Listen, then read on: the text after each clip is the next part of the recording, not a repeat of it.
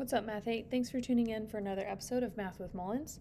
Today we're looking at 5.7 day 2, more of the distance formula, but this time using some real-world application to find the distance between 2 points.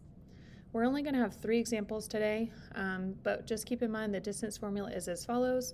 When you want to find the distance between 2 given points, x1, y1, x2, y2, you need to plug it in using this formula. You find the differences in your x values, square them, add that to the differences in your y values, square them, and then find the square root of that sum. Today we're going to talk about first this example. You design a football play in which a player runs down the field, so we're starting here at this point. We're running down the field, make a 90-degree turn, and then runs to the corner of the end zone. So here would be the corner of the end zone, ending here. Your friend runs the play as shown. Did your friend make a 90-degree turn? Which means, did we make a right angle? And right now, it looks like we are trying to show a right triangle, which means we can use the Pythagorean theorem.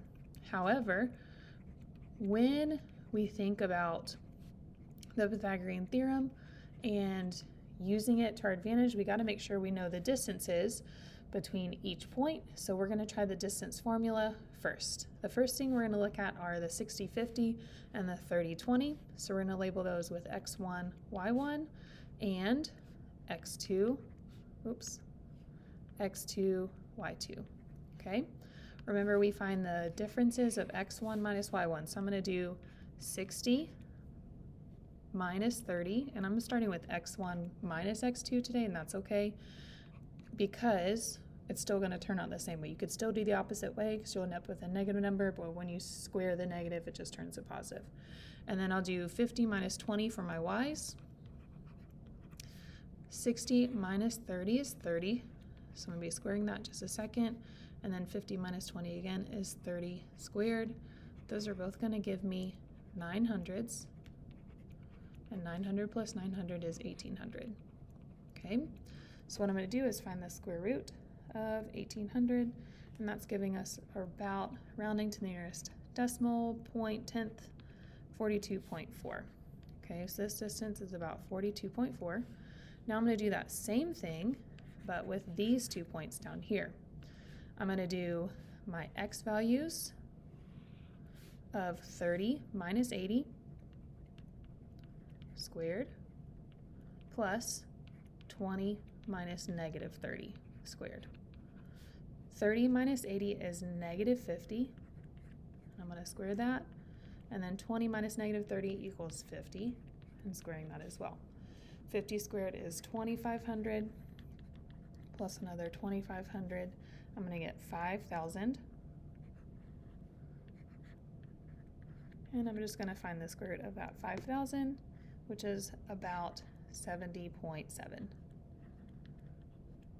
Rounded to the nearest tenth. So this one is 70.7. The last two decimal places, the last two I'm going to use are these 80 and negative 30, and then 60 and 50. Again, I'll start by doing 60 minus 80 for my x's. Because I started with 60 minus 80 for my x's, I'll have to start with 50 for my y's. So 50 minus negative 30 squared. 60 minus 80 is negative 20, plus 50 minus negative 30 is 80 squared. I'm running out of room here, so I'm going to get creative with my spacing. 20 squared is 400. Here we go. 400 plus 1,600, or 6,400, excuse me. So 400 plus 6,400 is going to give me 6,800. So I need to find the square root of 6,800, which is about 82.5. So that just means if I square 42.4 plus 70.7, it should roughly give me 82.5. So we're going to check that over here. If you need to go back and look at all my work, you can just rewind the video. Hey. This eraser is not the greatest, but we're making it work. Or I could probably do this. Nope. There we go. That's what I wanted to do. I don't want to delete all of that. Nope. Okay.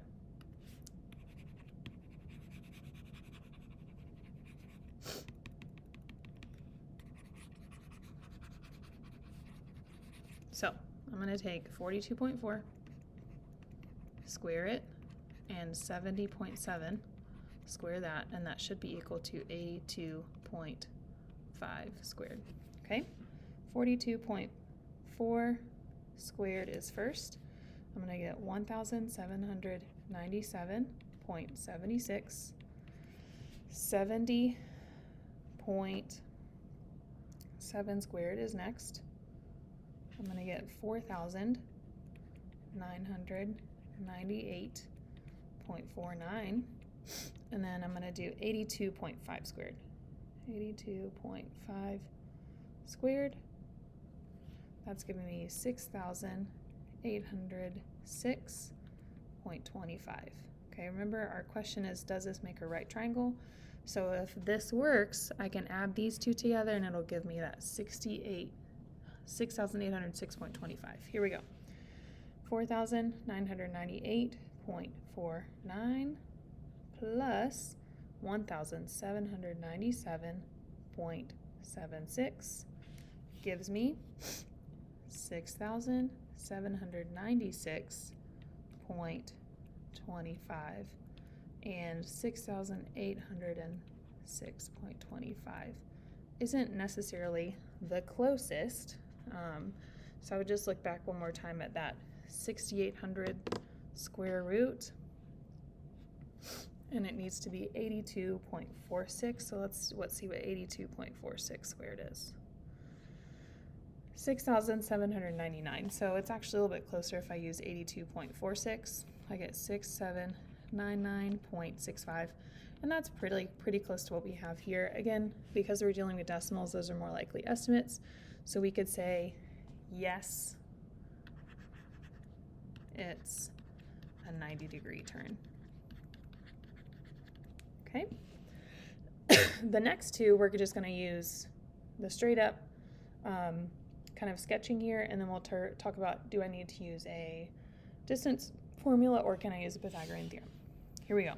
A skateboard ramp is 5 feet tall and 12 feet from the base of the ramp to the end. So the base of the ramp to the end is 12 feet. What is the top of the ramp to the end? Here's the top of the ramp to the end. So we don't know this, which means this probably can be used by the Pythagorean theorem. 5 squared plus 12 squared equals c squared. I know 5 squared is 25, 12 squared is 144. We're going to add those together. 25 plus 144 gives me 169 equals c squared. And to find whatever c is, we find the square root of 169, which is equal to 13. So my answer would be 13 feet. A second skateboard ramp is 4 feet tall. So 4 feet tall again, and then 15 feet from the base of the ramp to the end. Again, what's the length from the top of the ramp to the end of it? So again, this one would be best found if we just use the Pythagorean theorem again. 4 squared plus 15 squared is equal to x squared. That's going to be 16 plus 225 equals x squared. Adding my 16 and 225 together, I get 241. And then finding the square root of 241, I'm going to get a decimal. It's going to be around 15.5 feet as an estimate. Okay, that's going to conclude our examples on day 2 of the distance formula. Again, not all the time do you have to use the distance formula. As you can see here, we use the Pythagorean theorem. Just kind of figures out how you're setting it up. If you're on a coordinate plane like this, where you can't accurately count across vertically or horizontally, best to use the distance formula. But here, if you can set it up on your own and have some clear-cut answers, Pythagorean theorem is the better way to go. Hopefully this video helped you, and tune in next time when we finish up chapter 5. Have a great day.